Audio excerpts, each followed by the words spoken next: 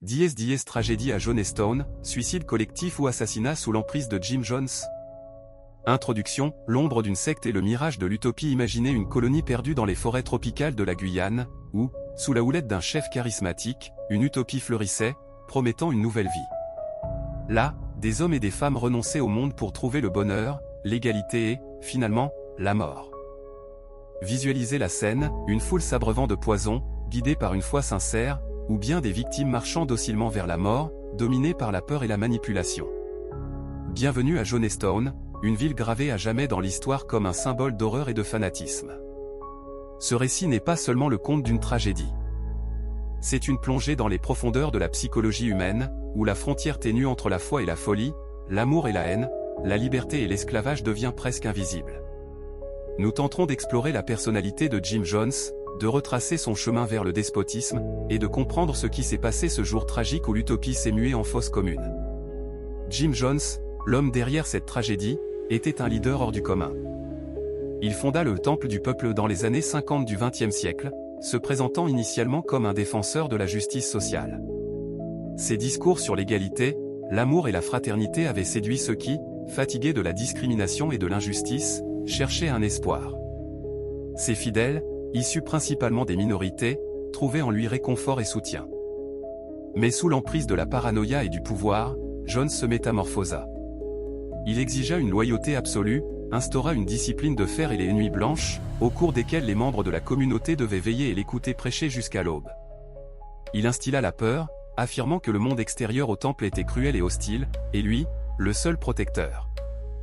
En novembre 1978, Jones ordonna l'empoisonnement massif de 909 personnes, dont plus de 300 enfants. Du cyanure et d'autres poisons furent mélangés à une boisson Kool-Aid. Officiellement, l'événement fut qualifié d'acte de suicide révolutionnaire, mais de nombreux survivants et enquêteurs doutent de la volonté de cette décision. Les preuves suggèrent que beaucoup furent contraints de boire le poison sous la pression, la peur et la manipulation.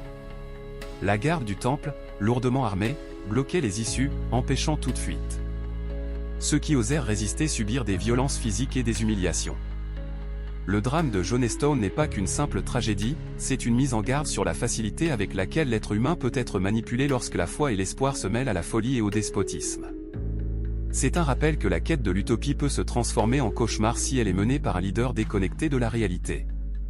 C'est l'histoire d'une foi aveuglante, d'un charisme asservissant, et de la perte de soi sous l'emprise d'un autre. Êtes-vous prêt à plonger dans l'abîme ? Chapitre 1er, naissance d'un prophète. Le brouillard enveloppait l'Indiana. Le 13 mai 1931, dans la petite ville de Crête, en Indiana, naquit un garçon qui entrerait dans l'histoire comme le fondateur d'une des sectes les plus célèbres et controversées. Il fut nommé James Warren Jones. Rien ne laissait présager les épreuves qui attendaient cet enfant, ni les abîmes qui s'ouvriraient devant lui et ceux qui le suivraient. L'enfance de Jim fut marquée par une singularité précoce. Il grandit dans une famille où les convictions politiques de sa mère, Linda, dominaient tout. Communiste convaincue, Linda éleva son fils dans l'esprit de la lutte des classes et de la justice sociale, influençant considérablement sa vision du monde. Son père, James Terry, semblait plus distant, moins présent selon les témoins, absorbé dans ses propres soucis, accordant moins d'attention à son fils. Ces premières dynamiques familiales allaient indéniablement forger le futur de James, sa capacité à manipuler et à exploiter les faiblesses des autres pour parvenir à ses fins. Jeune homme, Jim était un solitaire, préférant la solitude et la lecture au jeu avec ses camarades. Il manifesta très tôt un intérêt pour la foi, visitant diverses églises, mais aucune ne trouvait grâce à ses yeux. Il était attiré par le spiritisme, et c'est dans une grange, où il enterrait les animaux décédés, qu'il pratiquait d'étranges rituels, persuadé de leur prochaine résurrection. Durant son adolescence, Jim se passionna pour les idéaux de justice sociale.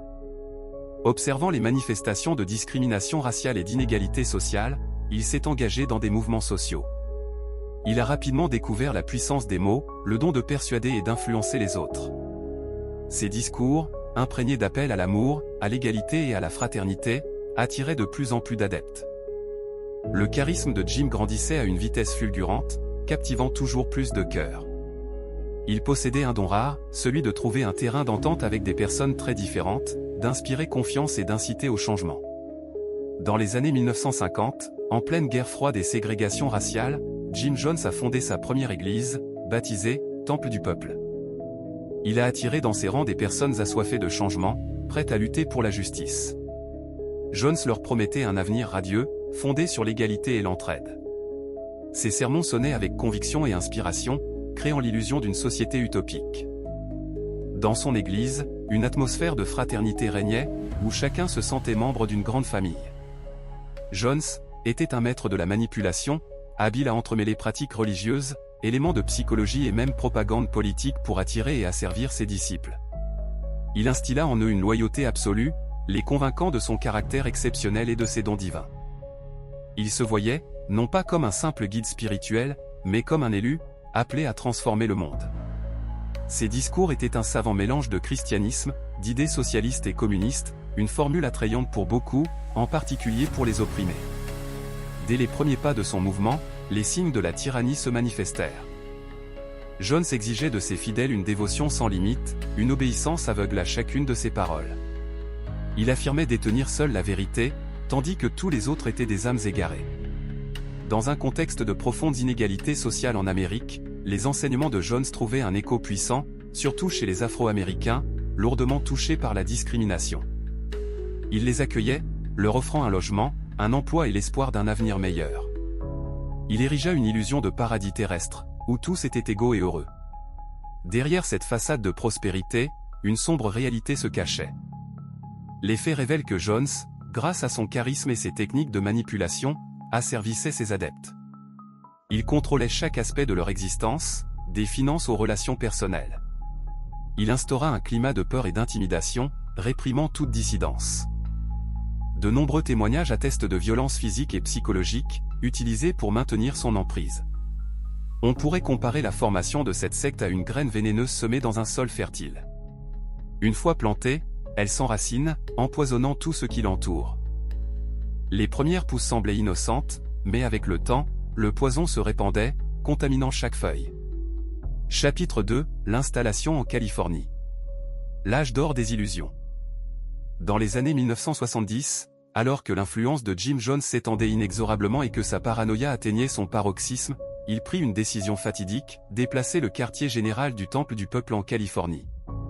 Ce choix marqua le début d'une nouvelle étape dans l'histoire de la secte, la transformant en un puissant instrument de manipulation et de contrôle. La Californie se révéla être pour Jones le terrain idéal pour mener à bien ses expériences ambitieuses, mais aussi mortelles. C'est là, au cœur du rêve américain, qu'il put exercer un contrôle total sur la vie de ses adeptes, les isoler du monde extérieur et, en utilisant des méthodes de pression psychologique, façonner leur vision du monde selon ses vues perverses. Des communes furent établies dans des villes californiennes telles que San Francisco et Los Angeles, devenant des centres de diffusion de l'idéologie de Jones. Il prêchait ses idées avec encore plus de ferveur, utilisant son charisme et des techniques de manipulation pour attirer de nouveaux fidèles. Ses discours, pleins de promesses d'égalité raciale, de justice sociale et d'éveil spirituel, trouvaient un écho dans le cœur de nombreuses personnes, en particulier celles qui se sentaient vulnérables et aliénées. Conscient de l'importance de l'influence politique, Jones interagissait activement avec les politiciens locaux et les personnalités publiques. Il réussit à obtenir le soutien de personnalités importantes, ce qui renforça sa position et lui permit de créer une illusion de légitimité. À San Francisco, Jones fonda le People's Temple Athletic Club et ouvrit une clinique, offrant des repas gratuits aux sans-abri et une aide juridique aux nécessiteux. Ses actions humanitaires, orchestrées pour forger une image flatteuse, ne servaient qu'à masquer ses véritables desseins. La Californie devint ainsi l'épicentre où les illusions atteignirent leur paroxysme, annonçant le dénouement tragique qui frapperait plus tard la Guyane. Ces manœuvres lui valurent une notoriété croissante et une confiance populaire grandissante, lui permettant d'asseoir son pouvoir avec encore plus de fermeté. Au sein du temple, une atmosphère de crainte et de paranoïa envahissait chaque recoin. Jones, tel un gardien vigilant, épiait les moindres gestes de ses fidèles, organisait des interrogatoires publics, sanctionnant impitoyablement les plus petites infractions. Ses prophéties d'un désastre imminent, d'un apocalypse nucléaire approchant, se répétaient sans cesse, assurant que seul lui pouvait offrir le salut. Jim Jones, employant des tactiques de pression psychologique et de manipulation, semait la terreur parmi les membres de sa secte, leur inculquant la conviction que l'obéissance absolue était la seule voie vers la survie. Il instaura les « nuits blanches », des répétitions de suicides collectifs destinées à prouver leur dévouement et leur soumission inconditionnelle. Au cours de ces séances épouvantables, Jones forçait ses disciples à ingérer une substance, prétendument empoisonnés. Ces simulacres cruels constituaient une épreuve de loyauté, démontrant la volonté de ses adeptes de sacrifier leur vie pour lui. L'exemple le plus frappant est la tragédie de Jonestown, où 901 individus, dont des enfants, se sont suicidés sur ordre de Jim Jones. Cela a illustré de manière poignante comment le charisme et la manipulation peuvent conduire à des conséquences désastreuses. Son pouvoir reposait sur la peur et le contrôle, lui permettant de diriger la vie et la mort de ses fidèles. Les figures clés, Jim Jones, un leader charismatique doté d'un incroyable pouvoir de persuasion, paranoïaque et désireux d'un contrôle total sur la vie de ses disciples. Marcel Tueux, membre dévoué du temple, prêt à tout pour son leader, démontrant une foi aveugle et une volonté de sacrifice. Willis Miller, un journaliste dont l'enquête sur le temple du peuple a été l'un des premiers signaux d'alarme de la tragédie imminente, a gravé son nom dans l'histoire. La Californie est devenue pour Jim Jones, le chef d'une secte destructrice, une sorte de serre où il a cultivé ses fruits vénéneux. Un jardin trompeusement luxuriant, cachant sous son apparence un danger mortel. Chapitre 3, Jonestown ou une utopie transformée en fosse commune. En 1977, lorsque le journaliste Willis Miller a commencé son enquête, la menace d'être démasqué a poussé Jones à prendre une décision radicale, transférer ses fidèles vers la Guyane isolée. Au cœur de la jungle impénétrable, une communauté nommée Jonestown vit le jour. Cet endroit semblait idéal pour Jones, isolé du monde extérieur, hors de portée des regards indiscrets, à l'abri de toute ingérence et de toute critique. À Jonestown, Jones bâtit un État totalitaire en miniature. Il exerçait un contrôle absolu sur tous les aspects de la vie de ses adeptes. Leur alimentation, leurs pensées, leurs émotions, tout était soumis à sa volonté. Les gens étaient contraints de travailler dans les plantations du matin au soir, privés de contact avec le monde extérieur et soumis quotidiennement à un lavage de cerveau méthodique à travers d'innombrables sermons et sessions dites « éducatives ». On leur inculquait l'idée de la supériorité de Jones, de la nécessité d'une soumission totale et de la destruction imminente du monde s'ils ne suivaient pas son enseignement. Dans un climat d'isolement extrême et de pression psychologique constante, les individus perdaient leur capacité à penser de manière critique et à prendre des décisions indépendantes, devenant des marionnettes dociles entre les mains de leur gourou. Jones, dans un état mental fragile, sombrait corps et âme dans des idées morbides. Son obsession pour le suicide, perçue comme un moyen de se libérer de prétendus persécuteurs et d'ennemis invisibles, atteignit son paroxysme. Il martelait sans relâche à ses disciples que la mort était une délivrance des souffrances terrestres, une voie vers un paradis imaginaire où les attendait une béatitude éternelle. Dans la colonie de Jonestown, fondée par Jones, régnaient des règles strictes et tyranniques. Toute communication avec qui que ce soit d'autre que Jones lui-même était strictement interdite. Les biens personnels, ainsi que la possibilité de poser des questions, étaient complètement exclus de la vie des membres de la secte. Chacun était tenu de rapporter ses pensées et ses expériences, devenant ainsi l'objet d'un contrôle et d'une manipulation constant. Jones, maître de la manipulation psychologique, cherchait à briser la volonté de ses disciples, les transformant en exécutants dociles de sa volonté. Il utilisait diverses techniques visant à supprimer la personnalité et à créer une dépendance totale à son égard. Les conditions de vie à Jonestown étaient tout simplement insupportables. L'établissement offrait un spectacle misérable, des cabanes construites en bois et en carton, qui protégeaient à peine des intempéries. Le manque de nourriture, l'absence de soins médicaux et les conditions d'hygiène déplorables entraînaient la propagation de maladies, la faim et une peur constante. Les êtres humains vivaient dans des conditions proches de l'esclavage, totalement soumis à la volonté de leur chef et abandonnés à leur sort. Tout cela, bien sûr, minait leur santé physique et mentale, les rendant plus vulnérables aux suggestions et aux manipulations de Jones. Une descente aux enfers. Dans l'air flottait une atmosphère oppressante de désespoir, annonciatrice d'une fin tragique. Le déménagement à Jonestown a marqué l'apogée de l'isolement de Jim Jones du reste du monde, symbolisant sa quête du contrôle absolu sur la vie de ses fidèles. Cette étape les a coupés des liens extérieurs, les plongeant dans une communauté fermée où régnait l'idéologie de Jones. Il désirait créer une utopie, mais en réalité il construisait une prison faite d'espoir et d'illusions humaines.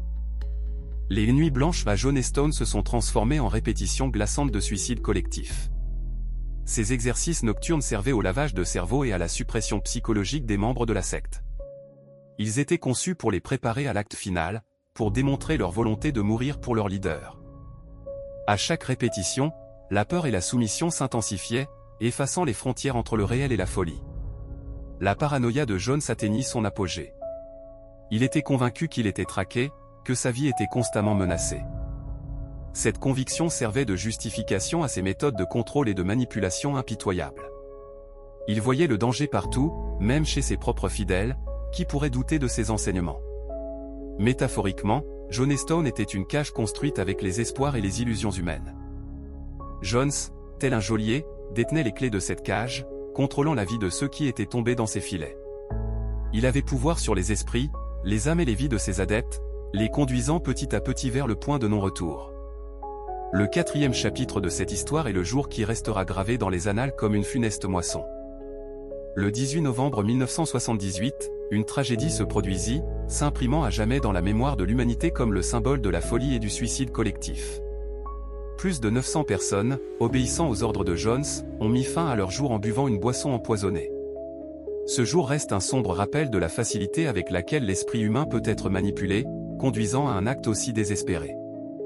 Le 18e jour de novembre 1978, à Johnstone, dans l'État de Guyane, une tragédie a secoué le monde, un suicide collectif qui a coûté la vie à plus de 900 âmes. Cette tragédie était le résultat des manipulations et du despotisme de Jim Jones, le chef de la secte religieuse, Temple du Peuple. Tout a commencé avec la visite du membre du Congrès des États-Unis, Leo Ryan. Il est arrivé à Johnstone avec sa délégation pour évaluer les conditions de vie des citoyens américains membres du Temple du Peuple. Ryan, informé des abus et des violations des droits de l'homme au sein de la communauté, était sceptique quant aux activités de Jones. Son objectif était de découvrir la vérité et d'aider ceux qui souhaitaient quitter Johnstone. Lors de la visite de la délégation Ryan, un incident a révélé le vrai visage de Jones. Plusieurs membres du Temple du Peuple, en proie à la peur et au désespoir, ont décidé de s'enfuir. Ils savaient que le danger était immense, mais ils étaient prêts à tout sacrifier pour échapper à l'emprise de Jones. Ces âmes désespérées écrivaient des lettres aux membres du Congrès et utilisaient d'autres délégués pour les faire parvenir. Jones, réalisant que son autorité sur ses fidèles était menacée, fut pris de fureur. Il prévoyait que la défection des membres de la secte entraînerait la chute de son empire. Alors que Ryan et ses compagnons s'apprêtaient à quitter Johnstone en avion, des hommes armés fidèles à Jones les attaquèrent. Dans cette fusillade, le membre du Congrès Ryan et plusieurs membres de sa délégation furent tués. Peu de temps après, Jones ordonna à ses disciples de commettre un suicide collectif, en les empoisonnant au cyanure de potassium mélangé à une boisson fruitée. La plupart des membres de la secte obéirent, tandis que quelques-uns tentèrent de résister. La tragédie de Johnstone laissa une marque indélébile dans l'histoire. Elle nous rappelle le pouvoir destructeur du fanatisme religieux, de la manipulation et de la pression psychologique, ainsi que l'importance de l'esprit critique et de la défense des droits de l'homme. Après le funeste ordre de Jim Jones, le leader de la secte, l'une des plus terribles tragédies du XXe siècle débuta à Johnstone. En l'espace de quelques heures, des centaines de personnes, sous l'emprise de sa volonté implacable et de son charisme, choisirent de se donner la mort. Un spectacle désolant se déroulait sous les yeux de témoins atterrés, hommes, femmes et, plus tragiquement encore, des enfants se mettaient en file pour avaler une dose mortelle de poison. La boisson fatale, surnommée de manière sinistre Flavorade, bien que le véritable poison fût du Kool-Aid, mélangé à du cyanure de potassium, leur était présentée comme un remède contre les souffrances et un passage vers un monde meilleur. Jim Jones, observateur direct de ce cauchemar, non seulement donnait des ordres, mais encourageait également ses disciples, prononçant des discours remplis de mensonges et de manipulations. Il les persuadait que c'était le seul chemin vers le salut, les libérant de menaces imaginaires et de persécutions, que la mort était une libération, et non une fin. Ces paroles, renforcées par des années d'emprise psychologique et d'isolement, exerçaient une influence hypnotique sur les gens. Sur les lieux de la tragédie, les enquêteurs découvrirent des centaines de corps figés dans des positions effrayantes. Des enfants étreignant leurs parents, des mères tenant des bébés dans leurs bras, cette image témoigna de l'ampleur de la folie et de l'horreur qui s'était abattue sur Johnstone. Même les experts de la criminalistique, accoutumés à la violence, furent bouleversés par ce qu'ils virent. Ce jour fatal, l'atmosphère à Johnstone était imprégnée de peur et de désespoir. Les cris des enfants se mêlaient aux sanglots des adultes, mais, plus sinistre encore, une aura d'obéissance et de résignation flottait dans l'air. Des personnes, privées de leur volonté, s'étaient soumises à leur leader, reniant leur instinct de survie pour une illusion de salut. La tragédie de Johnstone a coûté la vie à 911 personnes, dont plus de 270 enfants, laissant une marque indélébile dans l'histoire, rappelant la dangerosité de la foi fanatique et de la manipulation. l'influence de l'idéologie de Jim Jones a conduit à des conséquences terribles, les fidèles de sa secte marchant docilement vers la mort. On rapporte que les derniers mots de Jones, « Nous devons mourir avec dignité », furent diffusés via des microphones installés sur place. Cet appel fut le signal de la tragédie, suscitant de nombreuses interrogations. La question centrale demeure, s'agissait-il d'un suicide collectif ou d'un meurtre soigneusement planifié? Cette question, malgré le temps écoulé, reste sans réponse définitive. Les témoignages des survivants dressent le portrait de personnes acculées, terrorisées et forcées d'obéir à l'ordre de Jones. Plusieurs personnes ont témoigné qu'elles n'avaient pas d'autre choix, que leur volonté avait été brisée par une pression psychologique constante. Le rôle des assistants de Jones fut tout aussi essentiel. Ce sont eux qui ont exécuté sa volonté, créant et maintenant une atmosphère de peur et de dévotion. Leurs actions incluaient le contrôle de l'information, l'isolement des membres de la secte du monde extérieur et l'élimination physique de toute dissidence. Ces individus étaient des maillons cruciaux dans la chaîne menant à la tragédie. Il est également impératif de déterminer qui a préparé le mélange mortel qui a causé la mort de plus de 900 personnes. Les détails de la préparation du poison, sa composition et son mode d'administration sont des éléments cruciaux pour comprendre l'ampleur de l'événement. Le 18 novembre est le jour où les ténèbres ont englouti la lumière, où l'utopie promise par Jones s'est transformée en enfer sur Terre. Le jour où des gens, qui croyaient au salut, ont été trompés et anéantis. L'enquête, décrite dans le chapitre 5, vise à faire la lumière sur les détails de cette terrible tragédie. Suite à la tragédie de Jonestown, une enquête de grande envergure a été lancée pour trouver la vérité. Les enquêteurs se sont retrouvés face à un défi colossal, déterminer les circonstances exactes de l'événement, identifier toutes les victimes et établir les responsabilités de cette terrible catastrophe. La première difficulté à laquelle les autorités ont été confrontées était l'identification des corps. Le nombre de victimes était si élevé que des mois de travail méticuleux ont été nécessaires pour déterminer l'identité de chacun des morts. Tous les moyens disponibles, y compris les techniques médico-légales et l'aide d'experts de divers domaines, ont été mobilisés. Une autre tâche ardue était la collecte des preuves. Le lieu de la tragédie, Jonestown, ressemblait à une scène d'apocalypse, un paysage de chaos et de destruction. Les documents étaient éparpillés, les preuves pouvaient être détruites ou perdues. Les enquêteurs ont dû reconstituer le récit des événements, pièce par pièce, en collectant les preuves disponibles. Il est important de noter que les premiers témoignages n'ont pas permis de clarifier la situation. Les témoignages des survivants s'avérèrent ambivalents et contradictoires. Certains affirmèrent que le suicide collectif fut un acte volontaire, accompli par les adeptes sous l'influence des convictions de Jim Jones. D'autres témoignèrent que les individus furent contraints d'obéir aux ordres de Jones, sous la menace et la pression psychologique. Ces divergences ne firent qu'alourdir une enquête déjà complexe. Cela souligne la difficulté et l'ampleur de la tâche pour les enquêteurs, cherchant à percer la vérité sur ce qui s'était passé à Jonestown. Certains, face à la mort imminente, choisirent de garder le silence, craignant pour leur propre survie. L'enquête sur la tragédie de Jonestown révéla des détails choquants. Les enquêteurs découvrirent des écrits de Jim Jones, le chef de la secte, où il présentait la mort comme une libération, un moyen d'échapper aux persécutions et à la souffrance. De plus, des enregistrements audio capturèrent les dernières heures à Jonestown. Ces enregistrements constituèrent une preuve décisive, illustrant les méthodes de manipulation de Jones.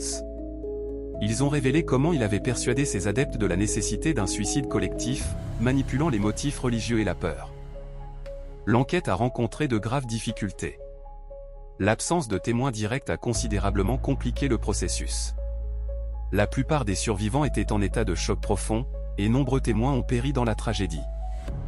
De plus, les enquêteurs ont été confrontés à un enchevêtrement d'indices. Ils ont découvert un manque d'informations, des traces effacées et des documents intentionnellement falsifiés, entravant la reconstitution complète des événements.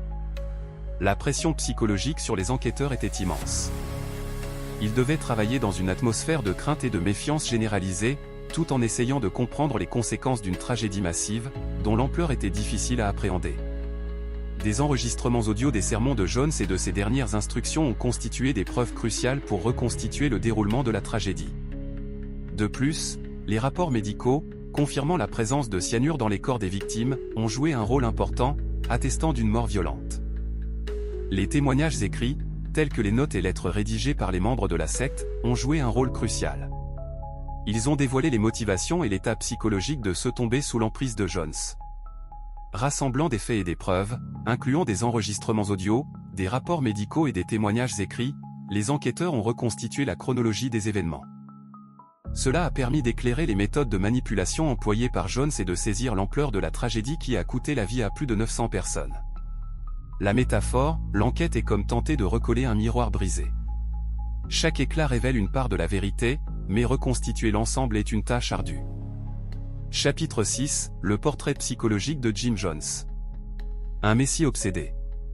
Pour comprendre le drame de Jonestown, il faut plonger dans la psyché de Jim Jones. Qui était-il vraiment? Quelles forces ont façonné sa vision du monde et ses actions? Jim Jones était une figure complexe et pleine de contradictions. Il apparaît comme un manipulateur hors pair, capable de fasciner et d'imposer sa volonté. D'un côté, il était un leader charismatique, doté d'un don pour la persuasion, inspirant des milliers de personnes. De l'autre, il se révélait paranoïaque, despote et tyran, instillant la peur et contrôlant chaque aspect de la vie de ses disciples. Jim Jones vit le jour en 1931, dans l'Indiana. Son enfance baigna dans une atmosphère de fanatisme religieux et de solitude. Dès son plus jeune âge, il fut attiré par les idées socialistes et communistes, y voyant un moyen d'atteindre la justice sociale.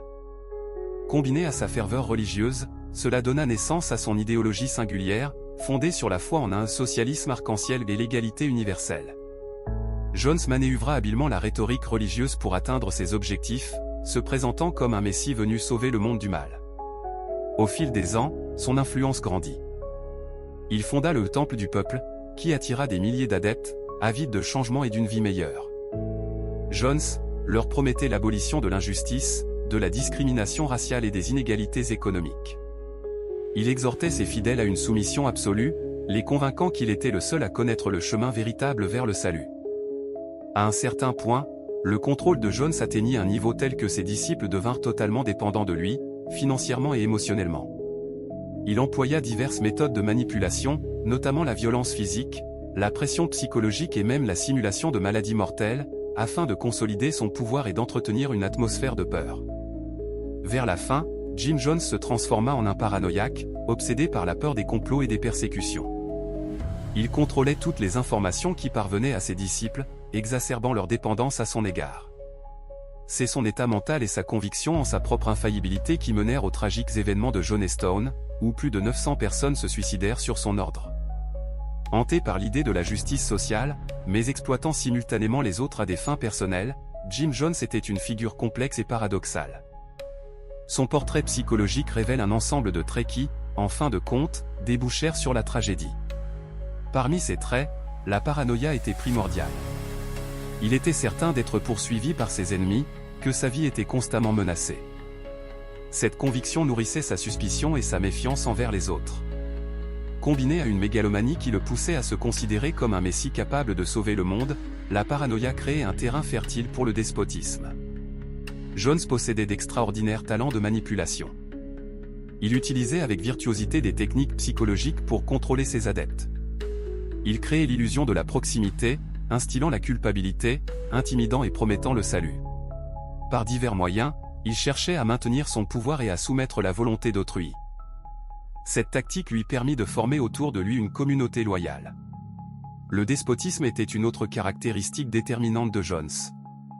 Il exigeait de ses disciples une loyauté absolue et une obéissance sans faille.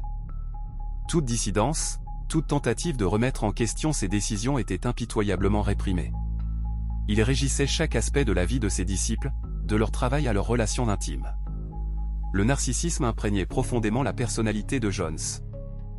Il ne pensait qu'à lui, à sa propre grandeur. Ses actions visaient à satisfaire ses propres besoins et désirs, et non le bien-être de ses fidèles.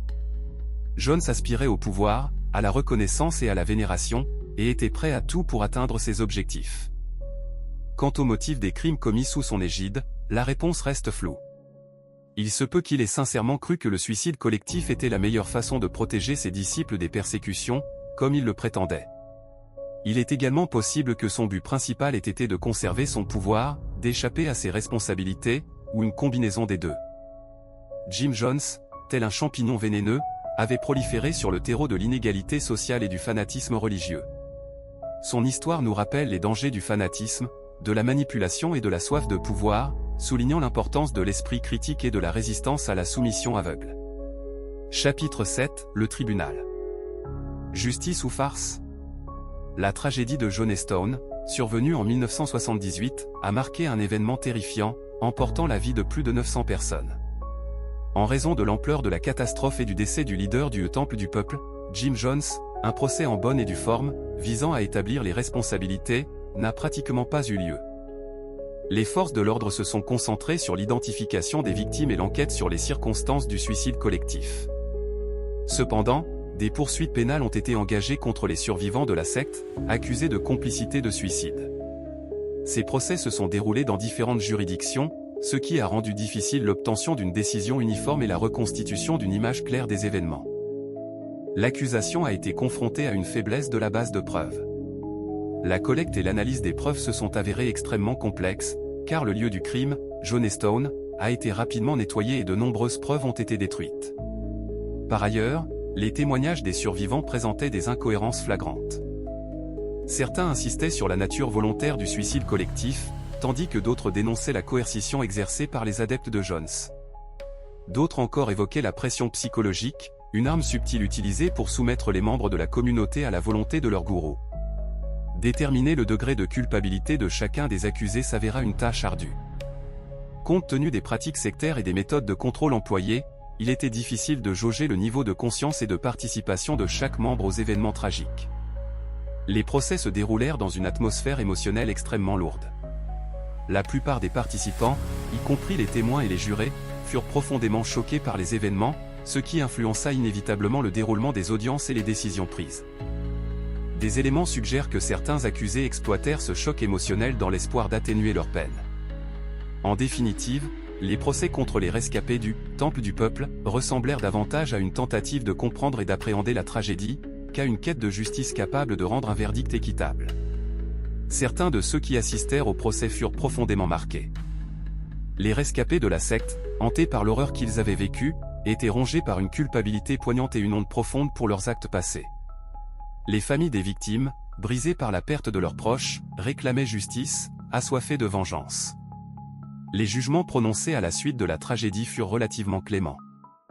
Nombre des accusés écopèrent de peines de prison insignifiantes ou furent libérés, suscitant ainsi une réaction publique tumultueuse et mitigée. Cela mena à une vaste désillusion et à l'indignation générale. Beaucoup estimaient que la justice n'avait pas triomphé, et que les coupables avaient échappé à la punition méritée.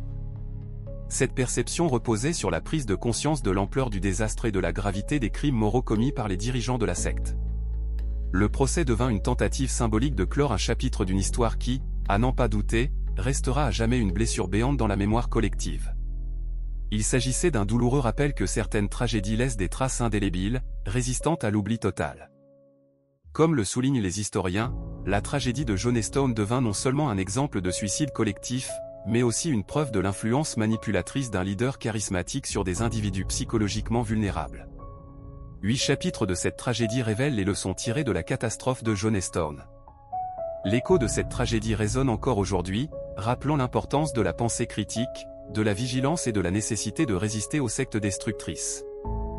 C'est une mise en garde pour toute l'humanité, une leçon sur la facilité avec laquelle on peut perdre ses repères et tomber sous l'influence de fausses doctrines. La tragédie de Jonestown, survenue en 1978, reste l'un des événements les plus choquants et tragiques du siècle dernier.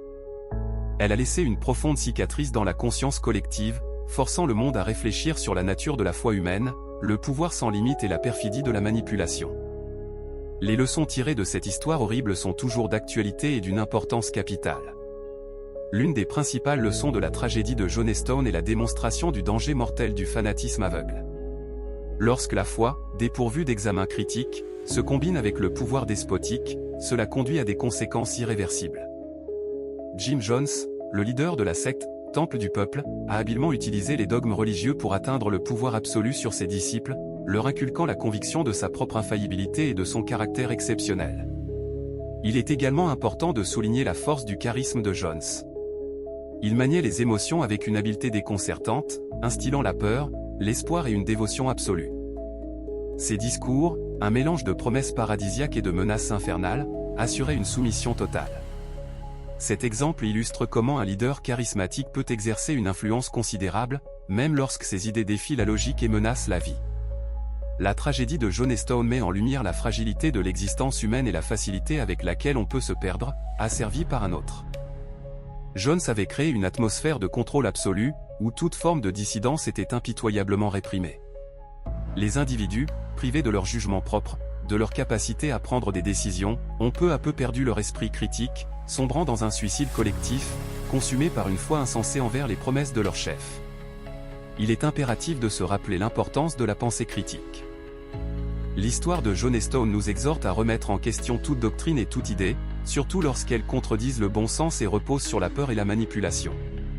La véritable foi doit se nourrir de la raison et du choix éclairé, et non d'une obéissance aveugle.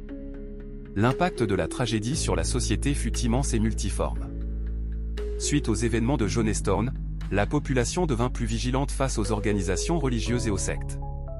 Les forces de l'ordre et les organisations publiques ont commencé à se concentrer davantage sur la protection des droits individuels contre la manipulation et les abus. Des mesures ont été prises pour améliorer la législation, visant à prévenir de telles tragédies. De plus, la tragédie de Jonestown a stimulé le développement de la criminalistique. De nouvelles méthodes et technologies ont été développées pour l'identification des victimes, la collecte de preuves et l'enquête sur les crimes de masse. En conclusion, il convient de souligner que la tragédie de Jonestown n'est pas seulement l'histoire d'un suicide collectif. C'est une profonde leçon sur la nature humaine, le pouvoir, la foi et le prix à payer pour une obéissance aveugle. Elle nous rappelle la nécessité de la vigilance, de l'esprit critique et de la responsabilité de nos convictions. Elle demeure une mise en garde pour toutes les générations. L'histoire du pouvoir, de la foi et de la manipulation, comment on peut si facilement se perdre en cédant à l'influence d'autrui, est une mise en garde dont l'écho résonnera à travers les siècles. Elle nous rappelle l'importance de la vigilance, de l'esprit critique face à toute idéologie, et de ne jamais laisser les autres diriger nos vies. La tragédie de Jonestown n'est plus qu'un simple récit. C'est une profonde plongée dans les mécanismes de la vulnérabilité humaine, une exploration de la façon dont les idéaux peuvent être déformés et la foi transformée en un instrument de destruction. En novembre 1978, à Jonestown, une communauté agricole en Guyane, une tragédie a secoué le monde. Plus de 900 personnes, membres de l'organisation religieuse Temple du Peuple, sous la direction de Jim Jones, ont mis fin à leur jour en buvant une mixture empoisonnée. Cet acte effroyable fut l'aboutissement de décennies de manipulation, d'un leadership charismatique et d'un isolement progressif du monde extérieur. Qu'est-ce qui rend un individu vulnérable à la manipulation? Pourquoi les gens succombent-ils si aisément à l'influence de leaders charismatiques? Les réponses à ces questions sont complexes et multiples. L'un des facteurs clés réside dans le besoin humain d'appartenance et de sens. Jones, avec une grande habileté, a su exploiter ces besoins, offrant à ses disciples une vision utopique où l'égalité raciale et la justice sociale se mariaient à une libération spirituelle. Il a créé une ambiance de communauté intense, où chacun se sentait intégré à quelque chose de plus grand que lui-même. Cependant, cette communion se construisait sur la peur et la soumission. Petit à petit, Jones renforçait son contrôle sur les vies de ses fidèles, exigeant une loyauté absolue, condamnant toute pensée divergente et les coupant du monde extérieur. Il utilisait des méthodes de contrôle mental, telles que la privation de sommeil, la répétition de mantras et l'humiliation, pour briser les volontés et réprimer l'esprit critique. Peut-on réellement parler de « suicide volontaire » dans le contexte de Jonestown? La question reste sujette à débat. Si beaucoup de ceux qui sont morts croyaient sans doute aux enseignements de Jones et étaient convaincus de la nécessité du suicide collectif, l'influence de la manipulation et de la contrainte ne peut être ignorée. Les individus pris au piège étaient privés de la possibilité d'évaluer objectivement la situation, et leurs décisions étaient dictées par la peur, l'isolement et le lavage de cerveau. Sommes-nous responsables de ce qui se passe dans le monde? Jonestown nous rappelle notre responsabilité humaine collective. Il nous faut faire preuve de vigilance, évaluer les informations et les enseignements avec un esprit critique, et résister à toute forme de violence et d'oppression. Nous devons défendre la liberté de choix et lutter contre la manipulation. Que pouvons-nous faire pour éviter que de telles tragédies ne se reproduisent?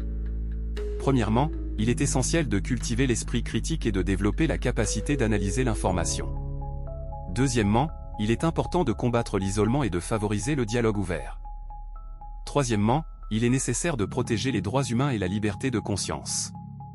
Enfin, nous devons nous souvenir qu'aucune utopie ne vaut la mort d'innocents. La tragédie de Jonestown est un rappel effrayant que, si nous baissons notre garde, nous pouvons devenir des victimes de la manipulation, et payer le prix fort. Le miroir, reflétant les aspects sombres de la nature humaine, est un instrument puissant pour l'introspection et la compréhension des profondeurs de notre esprit. En nous y plongeant, nous prenons conscience de notre vulnérabilité face à la manipulation lorsque nous perdons vigilance et esprit critique. L'histoire de la tragédie de Jonestown, survenue en 1978, illustre cette vérité. Plus de 900 personnes, membres de la secte du Temple du Peuple dirigée par Jim Jones, se sont donné la mort en buvant une boisson empoisonnée. Ce cauchemar est le résultat d'une combinaison de facteurs, notamment un leadership charismatique, un lavage de cerveau systématique, l'isolement du monde extérieur et la création d'une atmosphère de peur et de dépendance. Jim Jones, utilisant la pression psychologique et l'ingénierie sociale, a progressivement privé ses disciples de leur capacité à penser par eux-mêmes. Il se présentait comme une divinité, ses enseignements comme l'unique vérité. Les membres de la secte étaient contraints d'obéir aveuglément à ses ordres, renonçant à tout esprit critique. Cette tragédie met en lumière l'impact destructeur de la pensée non critique. Les individus, ayant perdu la capacité d'analyser l'information, de douter et de poser des questions, se sont retrouvés piégés par la manipulation. Ils ont cru à de fausses promesses et sont morts, sans jamais réaliser qu'ils étaient tombés dans une vaste opération psychologique. Pour éviter que le cauchemar de Jonestown ne se reproduise, il est impératif de développer son esprit critique. Cela implique d'évaluer attentivement l'information, d'identifier les erreurs de raisonnement et de se méfier des affirmations douteuses. La liberté de choix, qui nous donne la capacité de prendre nos propres décisions sans subir d'influence extérieure, est un élément clé pour résister à la manipulation. La quête de vérité, basée sur la recherche de données objectives et le rejet des préjugés, est un rempart solide contre les fausses croyances et la tromperie. Seule la combinaison de ces facteurs permet à chacun de rester indépendant et protégé contre les effets dévastateurs des manipulateurs.